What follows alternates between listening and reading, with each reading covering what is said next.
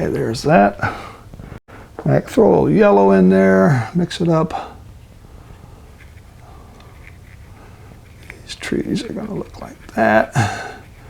Sort of just painting anything can be on the inside of these trees, as long as the edges say tree.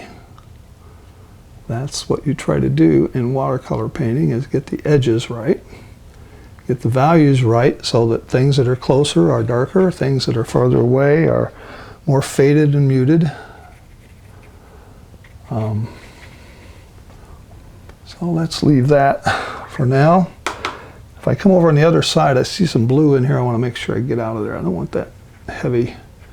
Looks like I actually put some blue paint right out of the tube on there. Okay, so the other side now, it's going to be similar colors, but I'm going to change them up because I don't want the right side to look like the left side, but I do have to have some nice dark colors in it again, primarily down here. So I'm going to start where the darks are going to be. I got too much green in that, so I'll go up here and put that on where I need it, up here, and come back with this dark down here. I just laid my finger in the paint and got a little bit on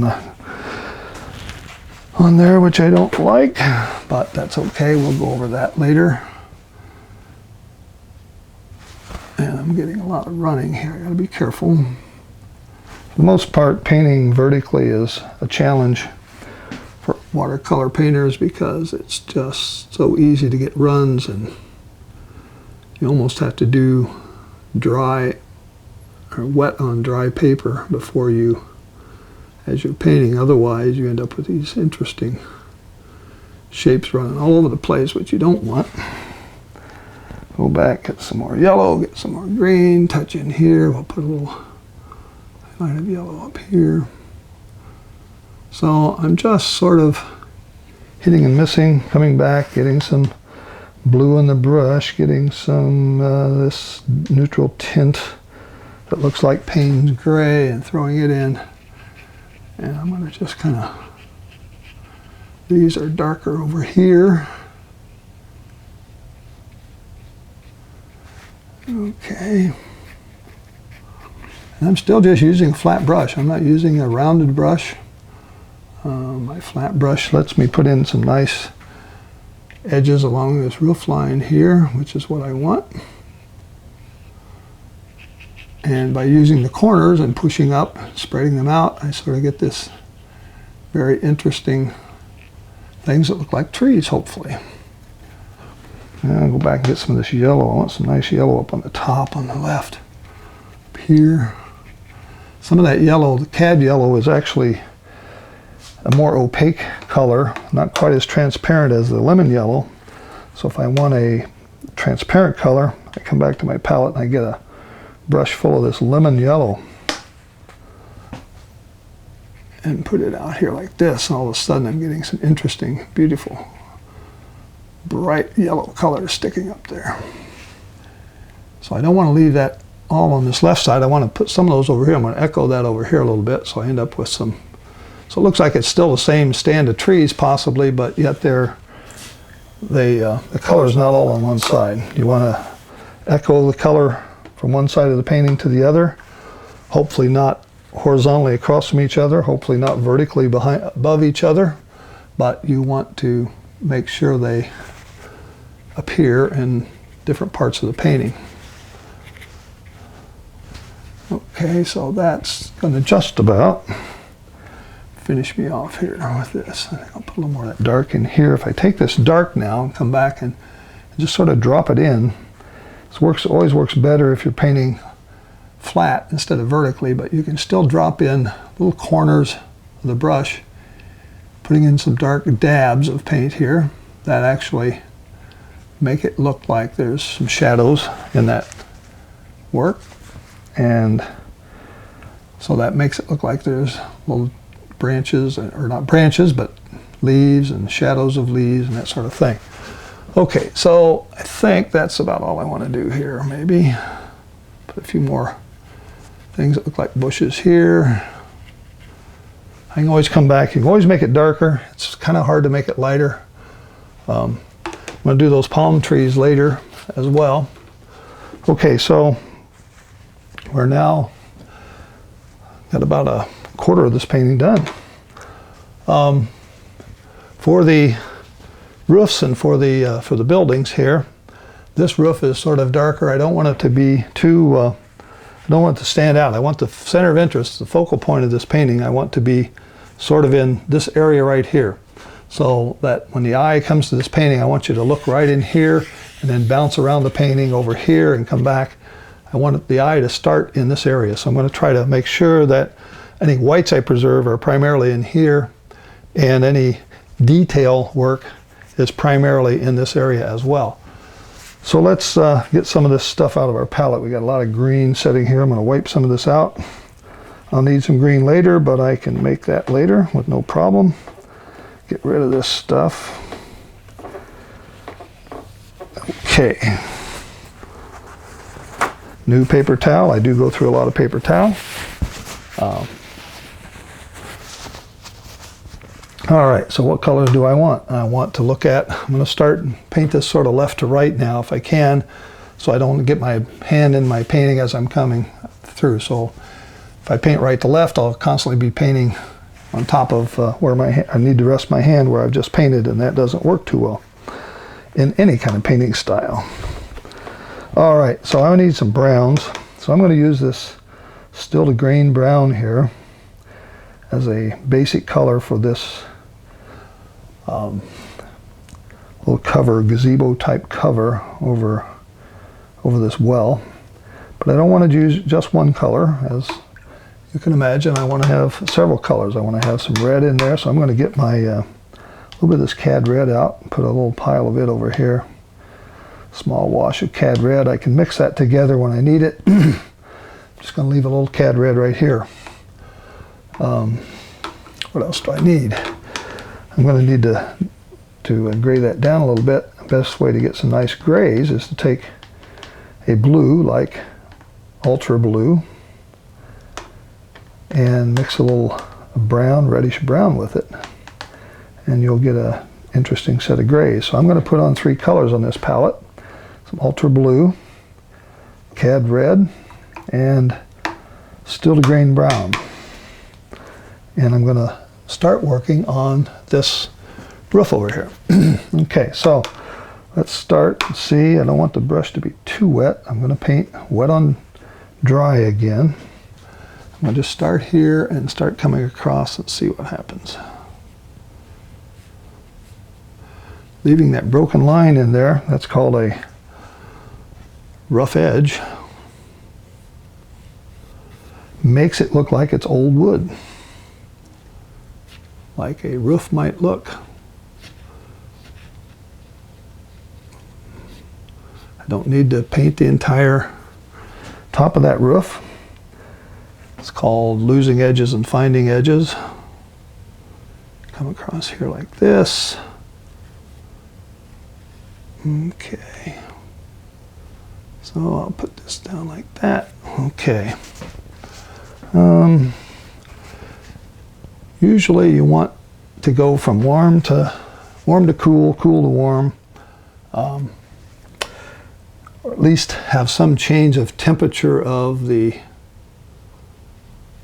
paint as you move down a surface like this.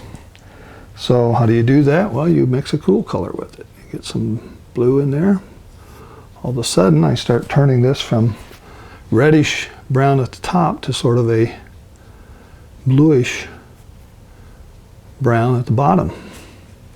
Still leave a little edge in there. I'm going to come down and maybe do this the same way. Start with this and start moving across this way. I'm actually painting this T-bar now that goes across under here. And I want it to change colors as well. I'm going to go from a dark color here on the left side to a much lighter color. I'm going to bring in a little bit of this raw sienna and start changing the color again. So I'm just using this flat brush going across like this, like that. Okay, so I have that beam in. So as you can see the nice color change, I have cool to warm here, cool to warm there. I'll probably do some something similar on this edge down at the bottom. I'm going to start with this area here has to have a sort of a beam that goes back like this. I'm going to paint around where I'm going to have some nice flowers sticking up here. I'm going to hopefully paint around those and leave some spots for flowers and that sort of thing. So I'm still just using a flat brush, no round brush required yet. And in here we have a little beam that kind of comes down. Put in some spots of that color in here. Maybe change the color a little bit, get a different color here. Maybe a little cooler at the top in here. All right, something like that. Coming down, warm it up as we come down toward the bottom. Almost too warm, but it's okay, I will use it. Okay, so what I've done is I've painted around where I'm going to have flowers in front of this beam coming down. And got this pretty well cooled warm over there. What I just did there with the red was I made a little hard edge. I don't want that quite as hard, so I'll go back and just touch it a little bit, soften it up.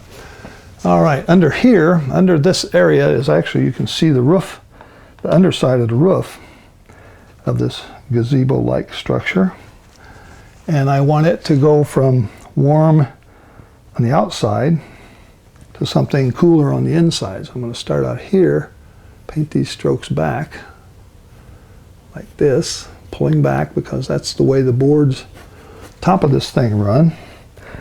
And as I get more to the left, I'm going to start cooling it down a little bit back here, and then on this side I want it to be even cooler.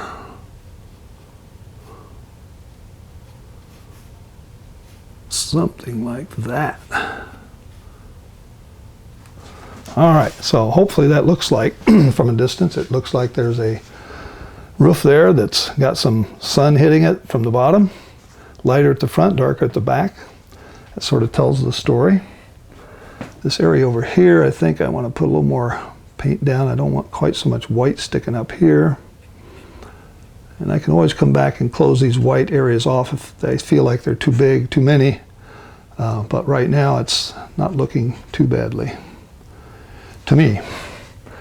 All right, let's put a little more of this, keep on this top of this thing here. We've got to have some more raw sienna. And I'm going to start down this beam in here. This beam is going to be, again, using the flat brush, 1/2 inch flat.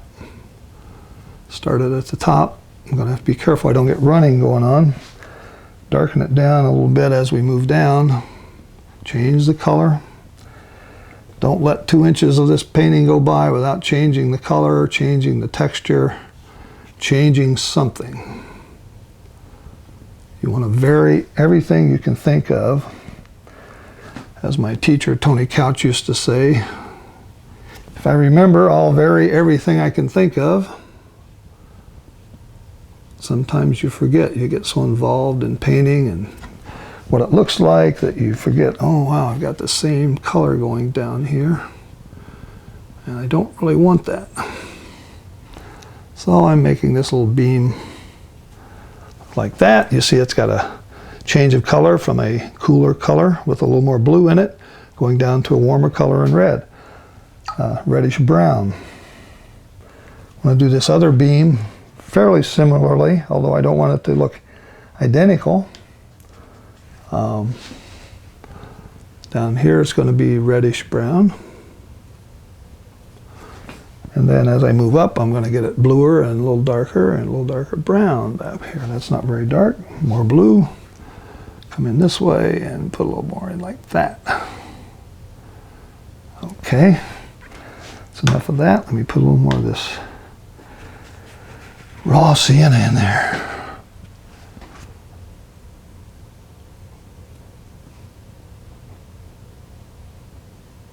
Okay, you can tell that's a beam, but it doesn't look identical to the other beam.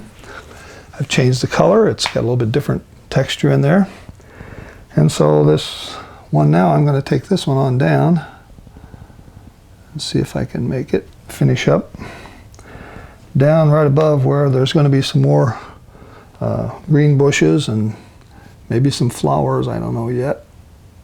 Depends on what I feel like I can get painted in there. Okay, so now I have pretty much the structure. I have another side over here I need to work on. It's going to be darker above in this area here, so I'm going to make it fairly dark. I just put my finger in where I just painted, which I told you I didn't want to do. Happens all the time. Be careful.